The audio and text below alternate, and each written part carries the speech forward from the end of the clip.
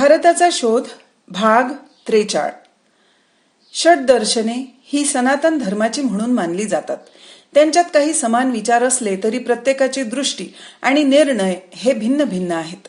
त्यात अनेक देवतावादही आहे, सगुण एकेश्वरीवाद आहे, केवळ अद्वैतवाद आहे, देवाला अजिबात फाटा देऊन उत्क्रांती तत्वावर आधारलेली अशीही एक विचार प्रक्रिया आहे.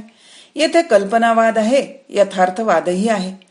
संग्राहक अशा भारतीय मनाचे बहुविध स्वरूप येथे दिसून येईल.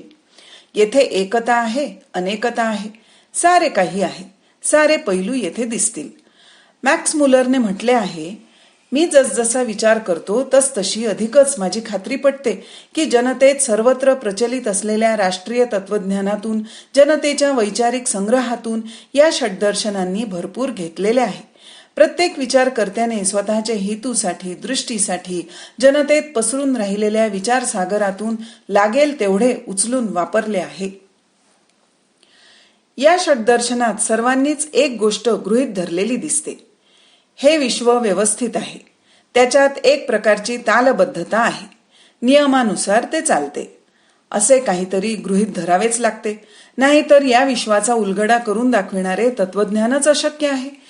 कार्यकारण भावाचा नियम जरी अटळ आहे तरी स्वतःचे भवितव्य घडवायला व्यक्तीला काही स्वातंत्र्यही आहे.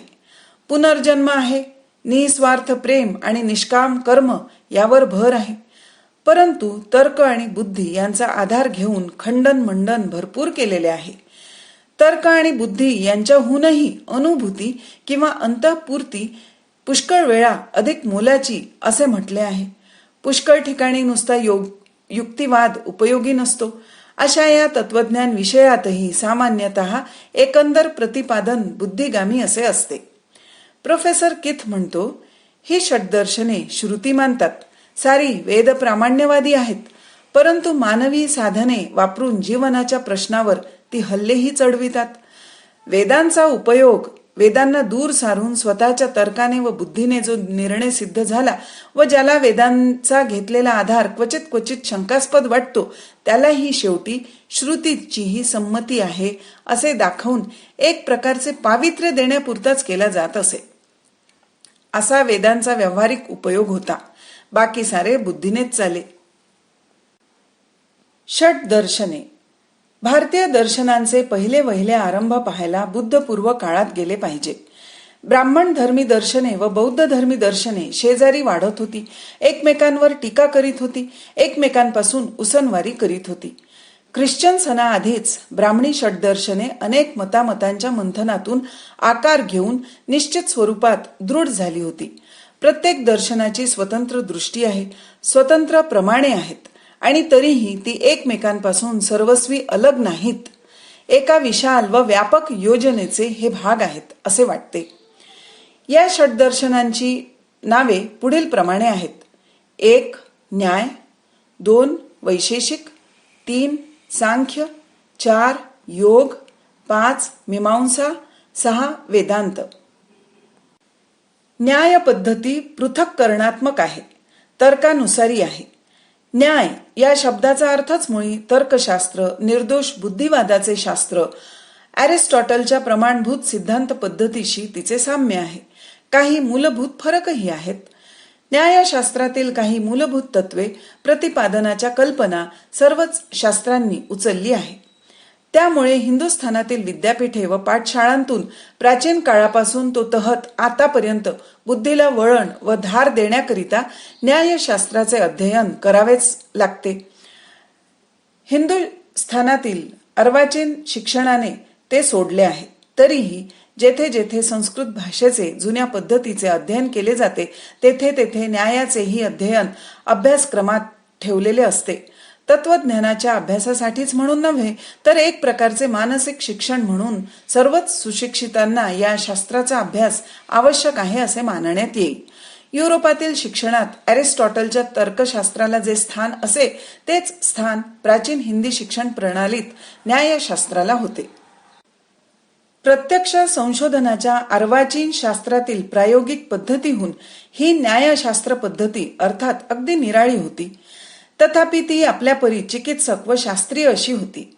केवळ श्रद्धेवर न विसंबता ज्ञेय वस्तूंचे नीट परीक्षण करण्यासाठी त्यांची चिकित्सा करून तर्काधिष्ठित प्रमाणांच्या आधाराने पायरी पायरीने न्यायशास्त्र चालले. या दर्शनाच्या मुळात काही श्रद्धेचाही भाग होता. तर्क पद्धती वापरणे अशक्य असे काही गृहीत सिद्धांत होते. न्याय दर्शन काही सत्य स्वतः सिद्ध करून चालले आणि या गृहीत सत्यांच्या आधारावर हे दर्शन रचण्यात आले. जीवनात आणि निसर्गात ऐक्य आहे, तालबद्धता आहे असे गृहीत धरण्यात आले. सगुण परमेश्वर आहे अशी श्रद्धा होती. जीवांचे अनेकत्व आणि विश्वाची अणुमय रचना या गोष्टीही मानल्या गेल्या. व्यक्ती म्हणजे केवळ आत्मा नव्हे, केवळ शरीरही नव्हे, दोहोंचा समन्वय म्हणजे हा जीव. सत्य म्हणजे आत्मा व सृष्टी यांचे मिळून झालेले आहे. अनेक वस्तू घटित आहेत असे मानले जाई. वैशेषिक आणि न्याय यांच्यात बरेचसे साम्य आहे. व्यक्ती आणि वस्तू यांच्या अलग अलगपणावर वैशेषिकांनी अधिक भर दिला व अणु सिद्धांताचीही त्यांनी वाढ केली. नैतिक नियमान्वये हे चराचर विश्व चालले आहे. या कायद्याचे नाव धर्म. या धर्माभोवती सारे विश्व फिरत आहे. ईश्वरासंबंधी स्पष्ट होकार असा नाही. आरंभीचे बौद्ध तत्वज्ञान आणि ही न्याय वैशेषिक मते यांच्यात काही साम्य आहे. एकंदरीत न्याय आणि वैशेषिक दर्शनांची दृष्टी यथार्थवादी आहे असे म्हटले तरी चालेल. ख्रिस्तपूर्व 7व्या शतकात कपिल महामुनी होऊन गेले. ते संख्य शास्त्राचे प्रणेते असे मानण्यात येते. बुद्धपूर्वकालीन नाना विचारधारांतून सांख्यशास्त्र जन्माला आले. रिचर्ड गॉर्बे म्हणतो, जगाच्या इतिहासात कपिल मुनींच्या सिद्धांतात प्रथमच मानवी मनोबुद्धीचे स्वातंत्र्य आणि स्वावलंबित्व पहिल्याने प्रदर्शित होते. स्वतःच्या शक्तीवरचा विश्वास येथेच प्रथम आपणास दिसतो. बौद्ध धर्माच्या उदयानंतर सांख्यशास्त्राला सर्वांगीण असे पद्धतशीर स्वरूप आले. सांख्यशास्त्र म्हणजे मानवी मनोबुद्धीतून निघणारी केवळ आध्यात्मिक तत्वज्ञानात्मक अशी विचारसरणी. बाह्य वस्तूंच्या निरीक्षण परीक्षणाशी त्याचा तादृश संबंध नाही आणि बुद्धीच्या पलीकडे असणाऱ्या या प्रदेशातील वस्तूंचे निरीक्षण परीक्षण ह्या दर्शनाच्या आवाक्या बाहेरचे असल्यामुळे ह्या दर्शनात शक्य नव्हते.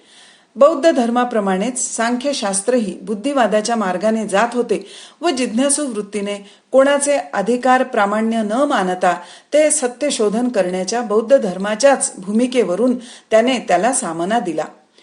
बुद्धी प्राधान्यामुळे ईश्वराला दूर करणे प्राप्त होते. म्हणून सांख्यशास्त्रात निर्गुण व सगुण परमेश्वर नाही, एकेश्वरवाद नाही, अद्वैतवादही नाही. सांख्यशास्त्राची दृष्टी केवळ निरीश्वरवादी आहे. अतिपौरुषेय धर्माचा पायाच त्याने खणून टाकला. हे विश्व ईश्वराने निर्माण केलेले नाही. पुरुष किंवा अनेक पुरुष व प्रकृती यांच्या क्रिया प्रतिक्रियांमधून हे विश्व सारखे उत्क्रांत होत आहे.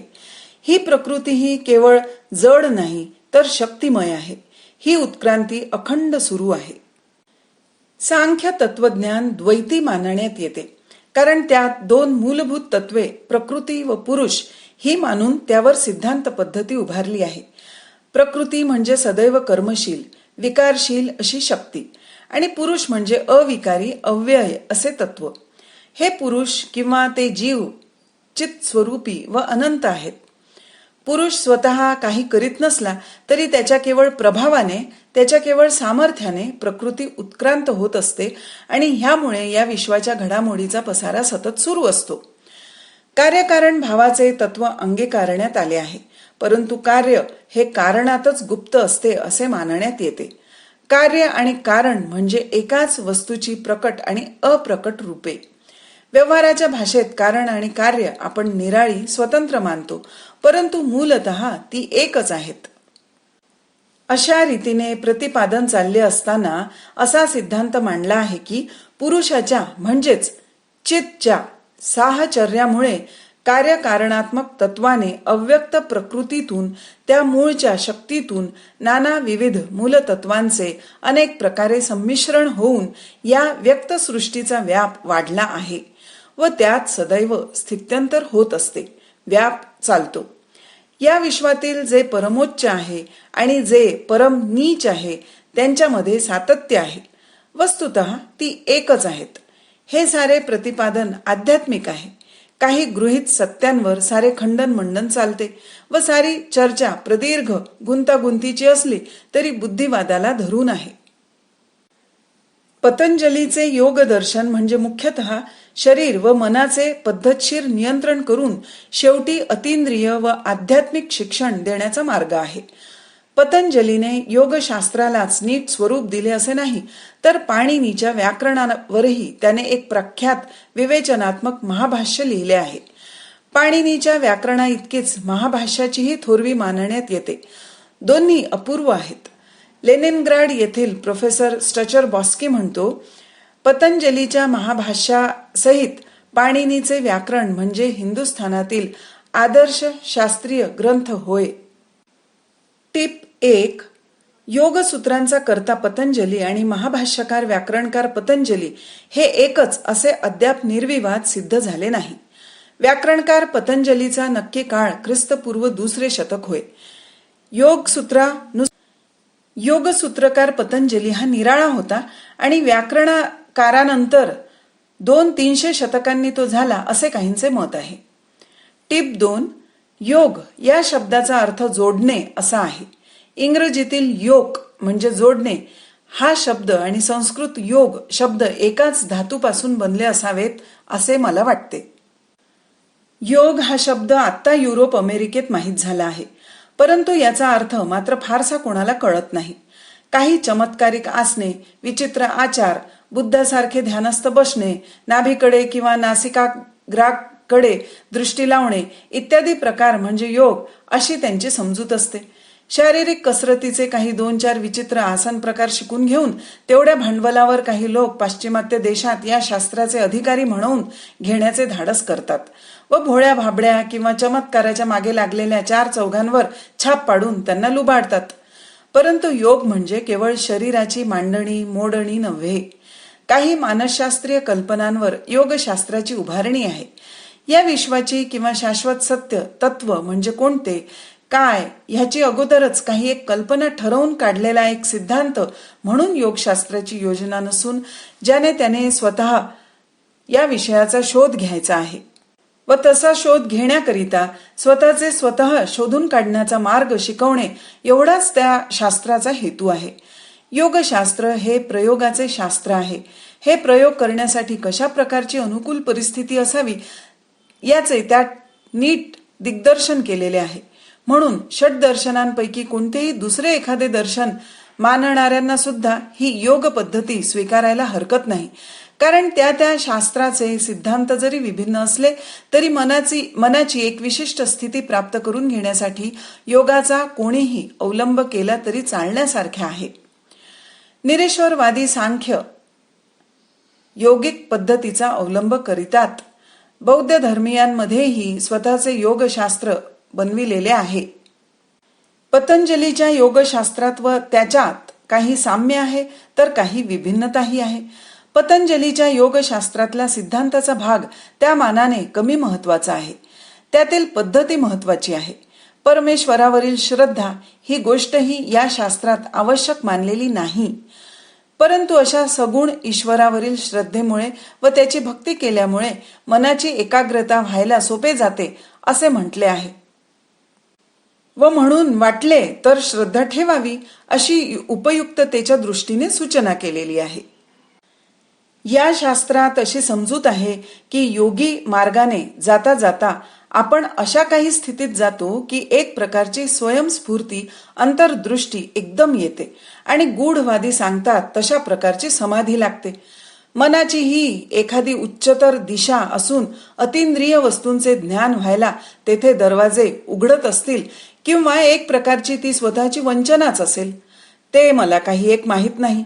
योगामुळे मानसिक अवस्था वरच्या पातळीवर जाते की नाही ते निश्चित नसले तरी एवढे मात्र निश्चित की पुष्कळ वेळा आत्मवंचनाही होते आणि असंयमी अनियंत्रित योगामुळे त्या प्रयोग करणाऱ्यांची मने विकृत झाल्याची ही उदाहरणे पुष्कळ आढळतात. ही गोष्ट सुप्रसिद्ध आहे.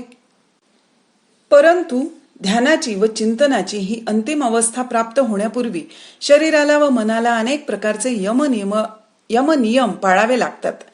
शरीर निरोगी, सूक्ष्म, लवचिक, डौलदार, दणकट, काटक असले पाहिजे.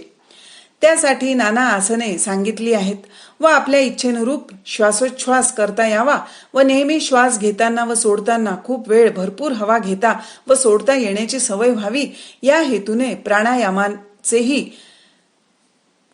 नाना प्रकार दिलेले आहेत. या आसनांना आणि प्राणायामाच्या प्रकारांना व्यायाम हा शब्द लावता येणार नाही, कारण ह्या आसन व प्राणायामात अवयवांची जोरजोराने हालचाल करावी लागत नाही. व्यायाम म्हणण्यापेक्षा या प्रकाराला शरीर अवयवांची वेगवेगळ्या प्रकाराने मांडणी म्हणणेच बरोबर ठरेल. ही आसने व प्राणायाम नीट केला तर थकवा न वाटता उलट सारे अंग मोकळे होऊन हुशारी वाटते. शरीर सुदृढ राखण्यासाठी ही योगिक पद्धती मोठी नमुनेदार आहे, कारण शरीर सुदृढ राखण्याकरिता इतर पद्धतीत धावपळ, हिसके, उड्या असतात. त्यामुळे माणूस धापा टाकू लागून गळून जातो व थकल्यासारखे वाटते. हे प्रकारही भारतात होतेच.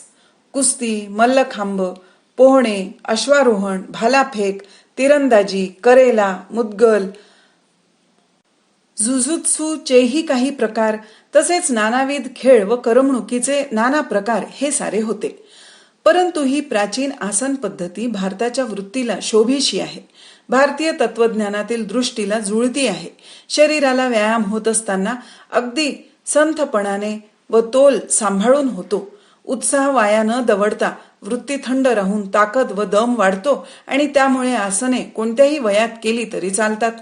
वृद्धांनाही त्यातील काही करता येण्यासारखी आहेत. आसनांचे पुष्कळ प्रकार आहेत. काही निवडक आसने कित्येक वर्ष मी करीत आलो आहे. जेव्हा जेव्हा वेळ मिळतो, संधी मिळते, तेव्हा मी ती करतो. शरीराला आणि मनाला प्रतिकूल अशा परिस्थितीत जेव्हा मला पुष्कळ वेळ राहावे लागते, तेव्हा या आसनांमुळे माझा पुष्कळ फायदा झाला आहे यात शंका नाही. योगशास्त्रातील काही प्राणायामांचे प्रकार आणि काही आसने मी करीत असतो. एवढाच माझा योगशास्त्राशी परिचय आहे. या शास्त्रात नुसते शरीरापुरते व तेही अगदी जुजबी ज्ञान होण्यापुरतेच मला आता पावेतो जमले आहे. मानसिक काही जमत नाही. मत पूर्वीसारखेच बंडखोर आहे. फार वेळा अगदी मोकाट सुटते. शरीराने संयम पाळणे यात योग्य मानलेले आहे. तेच खाणे पिणे व वर्ज मानलेले आहे ते टाळणे यात यमनियमांचा अंतर्भाव होतो. हा शरीर संयम चालू असतानाच ज्याला योग मार्गात नैतिक अभ्यास म्हणतात तोही केला पाहिजे. या नैतिक अभ्यासात अहिंसा, सत्य, ब्रह्मचर्य यांचे पालन येते. अहिंसा पालनात शारीरिक अहिंसेपेक्षा जास्त व्यापक अहिंसा म्हणजे द्वेष मत्सर टाळता येणे हे येते. माफ करा, मन पूर्वीसारखेच बंडखोर आहे. फार वेळा अगदी मोकाट सुटते. शरीराने संयम पाळणे यात योग्य मानलेले आहे. तसेच खाणे पिणे हेही वर्ज्य मानलेले आहे. ते टाळणे यात यमनियमांचा अंतर्भाव होतो. हा शरीर संयम चालू असतानाच ज्याला योग मार्गात नैतिक अभ्यास म्हणतात तोही केला पाहिजे. या नैतिक अभ्यासातच अहिंसा, सत्य, ब्रह्मचर्य यांचे पालन येते. अहिंसा पालनात शारीरिक अहिंसेपेक्षा जास्त व्यापक अहिंसा म्हणजे द्वेष मत्सर टाळणे हे येते. भाग 43 समाप्त. भारताचा शोध भाग 43. षड्दर्शन